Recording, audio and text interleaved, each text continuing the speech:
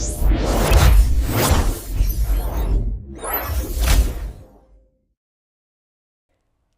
Friends आज हम लोग पढ़ेंगे स्केलर ट्रिपल प्रोडक्ट के बारे में।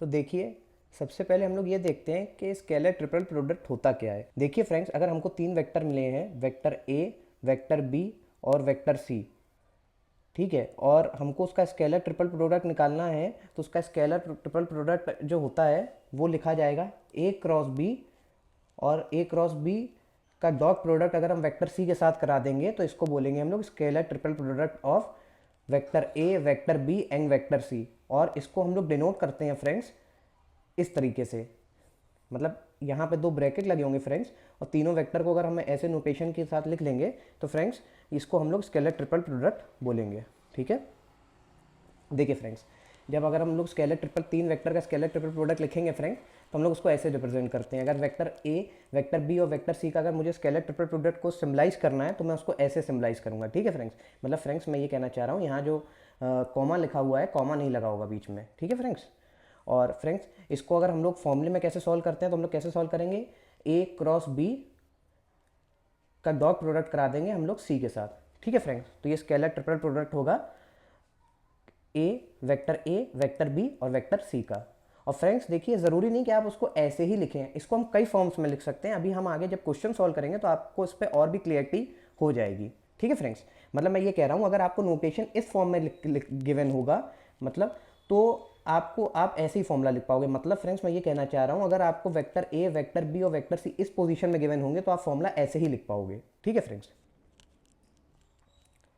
अब फ्रेंड्स हमें क्वेश्चन सॉल्व करते हैं जिससे हमें इस कॉन्सेप्ट पे और भी क्लियरिटी हो जाएगी। तो देखिए, अब यहाँ पे हमें वेक्टर ए, वेक्टर बी और वेक्टर सी का स्केलर ट्रिपल प्रोडक्ट निकालना है, जहाँ पे आपको वेक्टर ए गिवन है 2i cap minus 3j cap plus 4k cap, vector B given है i cap plus 2j cap minus k cap, and vector C given है आपको friends 3i cap minus j cap plus 2k cap. ठीक है friends, तो सबसे पहले हम लोग ने फॉर्मूले में भी देखा था कि सबसे पहले हम लोग को ए क्रॉस बी की रिक्वायरमेंट होगी फॉर्मूले में। ठीक है, तो हम लोग ए क्रॉस बी निकाल लेते हैं फ्रेंड्स। तो फ्रेंड्स जब मैंने आपको प्रीवियस वीडियोस में भी बताया है, जो हमारे क्रॉस प्रोडक्ट वाला जो पूरा प्लेलिस्ट है जिसमें मैंने आपको क्रॉस प्रोडक्ट के बारे में बताया है, तो उसमें आपको याद होगा कि मैंने आपको बताया जब भी हमको क्रॉस प्रोडक्ट निकालना होता है तो हम 3x3 की एक डिटरमिनेंट ले लेते हैं। ठीक है फ्रेंड्स, और उसमें आई जे के जो होता है फ्रेंड्स उसको आप पहली रो में लिख ही लेंगे।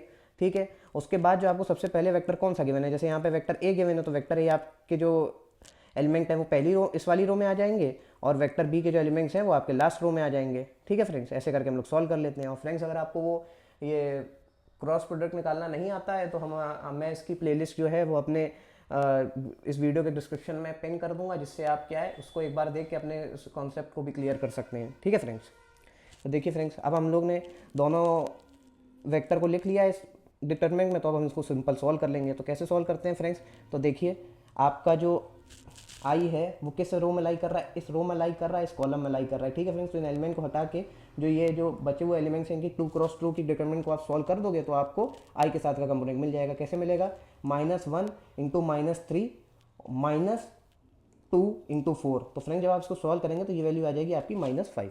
ठीक है फ्रेंड्स, अब जे के साथ फ्रेंड्स मैंने आपको बताया है कि माइनस साइन ऑटोमेटिकली आ जाता है, मतलब -j यहाँ पे आएगा। ठीक है, -j, जे के साथ फ्रेंड्स हमेशा -j माइनस आपका बाई डिफॉल्ट आता है। ठीक है फ्रेंड्स, तो जे आपका इस रो में लाइक कर रहा है, इस कॉलम में लाइक कर रहा है। तो इन एलिमेंट्स को हटाने के बाद जो एलिमेंट्स कौन से बच रहे हैं, ये बच रहा है, ये बच रहा है, ये बच रहा है, ये बच रहा है। तो इनकी जो 2x2 की डिटरमिनेंट है इसको आप सॉल्व कर लोगे तो आपको जे के साथ एलिमेंट मिल जाएगा। तो कैसे मिलेगा, 2 इंटू -1 -1 इंटू 4। तो फ्रेंड्स इसकी वैल्यू आ जाएगी आपकी 6। सिमिलरली फ्रेंड्स अब हम के साथ देख लेते हैं, तो के आपका इस रो में लाई कर रहा है, इस कॉलम में लाई कर रहा है। ठीक है, उसके बाद कौन से एलिमेंट्स बचे, ये वाले एलिमेंट बचे फ्रेंड्स। तो इनके जो डिटरमिनेंट बन रही है इसको सॉल्व कर लेंगे, 2 इंटू 2 -1 इंटू -3, तो ये वैल्यू आ जाएगी आपकी 7। तो फ्रेंड्स आपको ये जो ए क्रॉस बी की वैल्यू क्या मिल जाएगी, -5i cap plus 6j cap plus 7k cap. ठीक है फ्रेंड्स, अब फ्रेंड्स हम जो हमारा ए क्रॉस बी है इसका डॉट प्रोडक्ट हम सी के साथ कर लेंगे। तो ए क्रॉस बी तो हम लोग ने ऊपर निकाला था, ये आ रहा था आपका। ठीक है, और जो आपका वेक्टर सी है वो हमको क्वेश्चन में गिवन था 3i कैप माइनस जे कैप प्लस 2k कैप। और फ्रेंड्स अब हम इसका डॉट प्रोडक्ट कैसे निकालते हैं, हमने आपको पहले भी बताया है कि जो i का कंपोनेंट है वो i के कंपोनेंट के साथ मल्टीप्लाई होगा, जो j का कंपोनेंट है वो j के कंपोनेंट के साथ मल्टीप्लाई होगा, और जो k का कंपोनेंट है वो k के कंपोनेंट के साथ मल्टीप्लाई होगा। फ्रेंड्स कर लेते हैं, इसको सॉल्व करते हैं। तो पहला एलिमेंट कैसा आएगा 3 इंटू -5, तो ये आ गया आपका -15, ठीक है। दूसरा एलिमेंट कैसा आएगा -1 इंटू 6, तो ये हो जाएगा -6, ठीक है फ्रेंड्स। तीसरा एलिमेंट आएगा 2 इंटू 7, तो ये आ जाएगा 14। तो फ्रेंड्स जब हम इस पूरे को सॉल्व कर लेंगे तो ये वैल्यू आ जाएगी फ्रेंड्स आपकी -7। हम लोग देखेंगे geometrical interpretation of scalar triple product. तो फ्रेंड्स यहाँ पे हम लोग ये देखेंगे स्केलर ट्रिपल प्रोडक्ट जो है वो हमको ज्योमेट्रिकली क्या सिग्निफाई करता है। अगर ये आपको स्केलर ट्रिपल प्रोडक्ट ऐसे गिवन है तो ये आपका क्या सिग्निफाई कर रहा है। तो ये देखिए फ्रेंड्स, ये आपका volume of a parallel pipe defined by 3 vectors coterminous vector, vector A, vector B and vector C. तो फ्रेंड्स ये जो स्ट्रक्चर होता है पैरेललोग्राम, जिसकी सारी साइड से एक पैरेललोग्राम है, इसको हम लोग पैरेलल पाइपेट बोलते हैं, ठीक है। और जो स्केलर ट्रिपल प्रोडक्ट होता है वो इस पैरेलल पाइपेट का वॉल्यूम बता रहा होता है ना। और इस पैरेलल पाइपेट की जो 3 साइड्स हैं वो आपकी वही वेक्टर हैं जो जिनका आपको स्केलर ट्रिपल प्रोडक्ट यहाँ पे गिवन है, ठीक है फ्रेंड्स।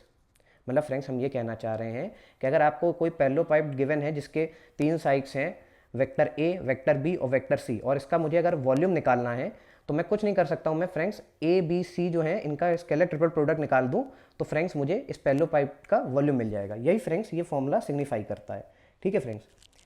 यही देखिए यहाँ पे दिखाया है मैंने आपको 3 साइड्स दिखाई हैं। जो पैरेलल पाइप की 3 साइड हैं वो तीनों वेक्टर हैं। देखिए जैसे ये वेक्टर ए, वेक्टर बी और वेक्टर सी, अगर हम तीनों वेक्टर का आपका अगर स्केलर ट्रिपल प्रोडक्ट ले लेते हैं A dot into B cross C, तो ये मुझे दे देगा volume of a parallel pipe defined by 3 coterminous vector, vector A B C. मतलब इस वॉल्यूम मिल जाएगा मुझे इस पैरेलल पाइप का, ठीक है फ्रेंड्स। यही देखिए मैंने पॉइंट यहाँ पे लिखा हुआ है, the magnitude of scalar triple product gives the volume while the side indicates the orientation.